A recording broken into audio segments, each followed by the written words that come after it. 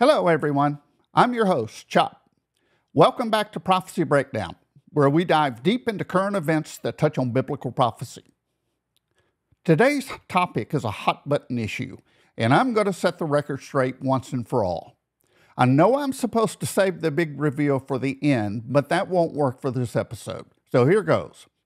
Donald Trump is not the Antichrist. I'm going to debunk this idea by going through biblical references to the Antichrist and showing you why Trump does not fit the bill.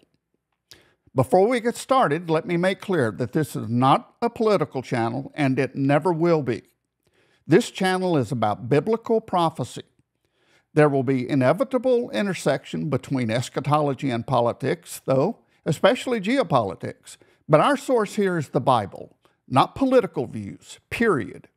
My feelings about Donald Trump, and hopefully your feelings about Donald Trump, are irrelevant in this study. There are episodes in which we carefully consider extra-biblical sources as long as they don't conflict with the Bible. But in this episode, we are sola scriptura. Okay, let's go. To begin, let's take a look at the table I've prepared with biblical references to the Antichrist from various books in the Bible. The list is not exhaustive, but it does provide an excellent profile of the Antichrist, and it's sufficient for our purposes here. If you'd like to have this table, there's a link in the description below. I'll go through these references and explain why Donald Trump does not satisfy these conditions. I was considering the horns, and there was another horn, a little one, coming up among them, before whom 3 of the first horns were plucked out by the roots. And there, in this horn, were eyes like the eyes of a man, and a mouth speaking pompous words. Daniel 7:8. Here we have 2 clear conditions. He's boastful, and he takes over 3 kingdoms. No one can reasonably deny that Trump is boastful. He is easily the most boastful human being I've ever seen. So he meets one of the 2 conditions. But the other condition? Nope. Now, those who hang on to the notion of Antichrist Trump will claim that this and other actions we'll discuss below are future events, future actions. And that's true. But by now, we have a firm grasp on who Trump is.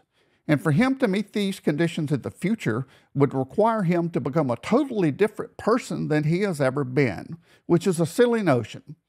If there's one thing we know, Trump is who he is. The idea that he's been concealing his true identity and that he's going to become a different guy at age 77 is the stretch of all stretches. I think it's abundantly clear that President Trump is psychologically incapable of masking himself. He's the ultimate manifestation of what you see is what you get. As for taking over 3 kingdoms, which will be 3 countries or similar, he's the first president in decades who didn't involve the United States in a new war. The idea that he's suddenly going to start seizing countries is absurd. We can safely conclude he does not and will not satisfy Daniel 7:8. He shall speak pompous words against the Most High, shall persecute the saints of the Most High, and shall intend to change times and law. Then the saints shall be given into his hand for a time, and times, and half a time. Daniel 7:25. This verse lays out a number of characteristics for the beast. He will speak pompous words against the Most High. He seeks to change times and law. He persecutes the saints. As for the first one, it's essentially saying that he blasphemes God. Some would say that Trump's use of GD qualifies. While I find that abhorrent, it certainly doesn't rise to the level of blasphemy anticipated from the Antichrist in Scripture. We know that the Antichrist will declare himself above God. That's the level of blasphemy we're talking about.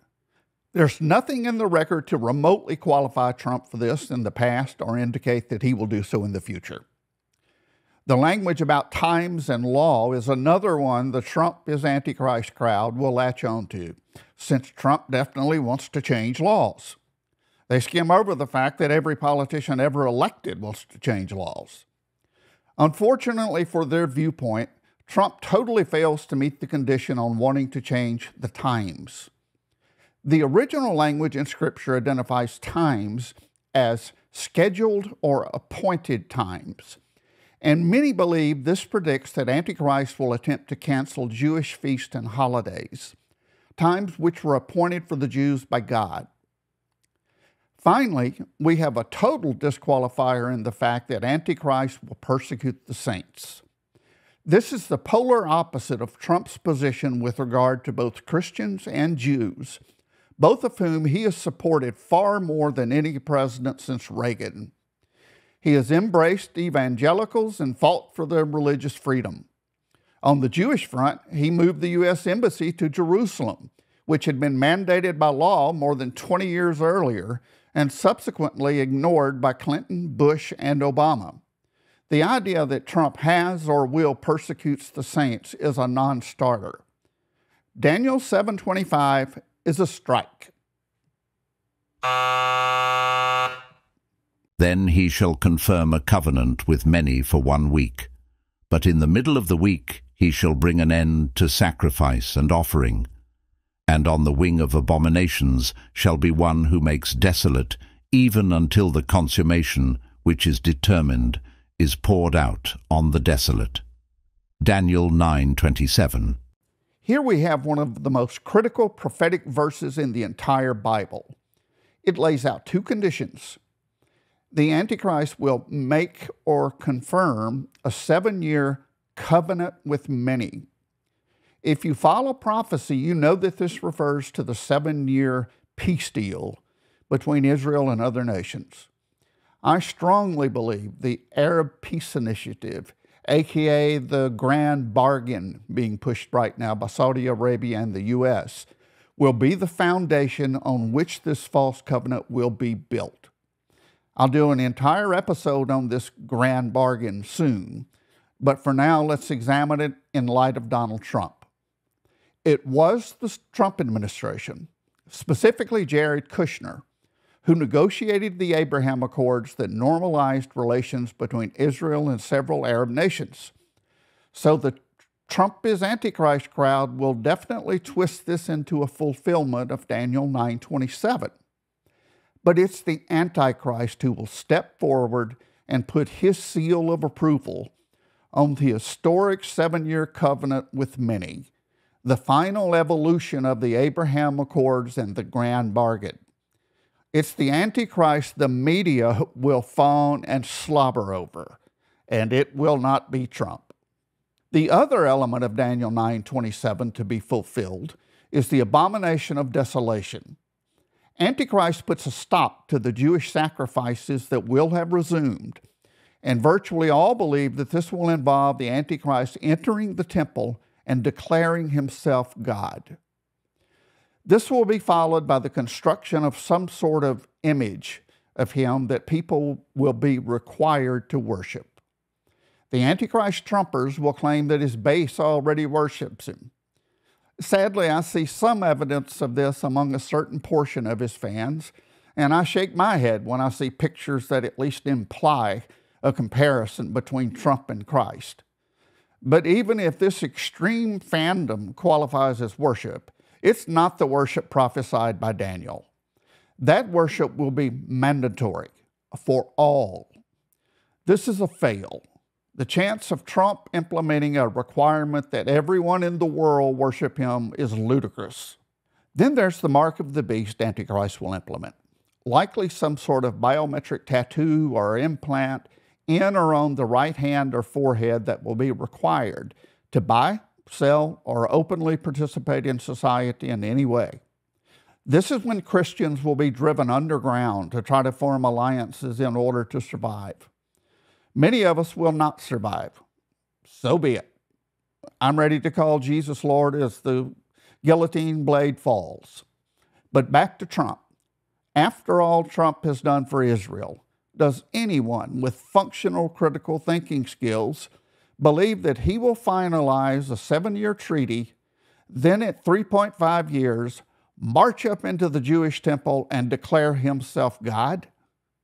Or does any critical thinker believe he's going to implement a high-tech global digital tracking system for everyone on earth who wants to live in open society? Trump has seen the dangers firsthand of being spied on and set up. This is not going to happen. Daniel 9:27 is a fail. He performs great signs, so that he even makes fire come down from heaven on the earth in the sight of men. Revelation 13:13. Can you imagine Donald Trump being able to call down fire from heaven? His rallies would be something to behold. But of course, he doesn't have power to call fire from heaven, and he doesn't have the power to perform any other miraculous signs and wonders.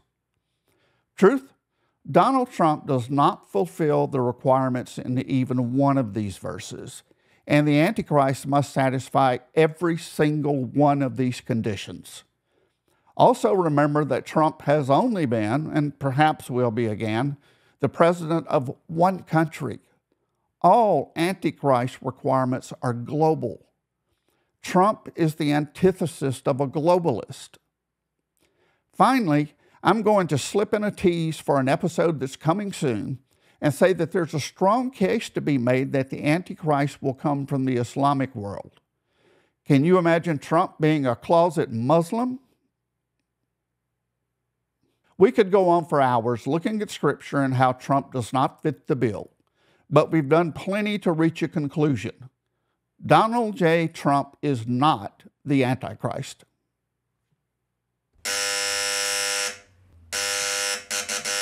This situation is a reminder that we should always approach prophecy with spiritual discernment and rely on the Bible rather than personal feelings about individuals or politics or anything else.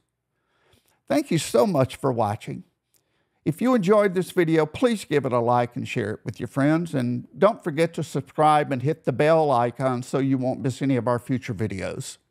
If you have any questions or suggestions, leave them in the comments below. God bless you, and I'll see you in either the comments or the next video. Maranatha.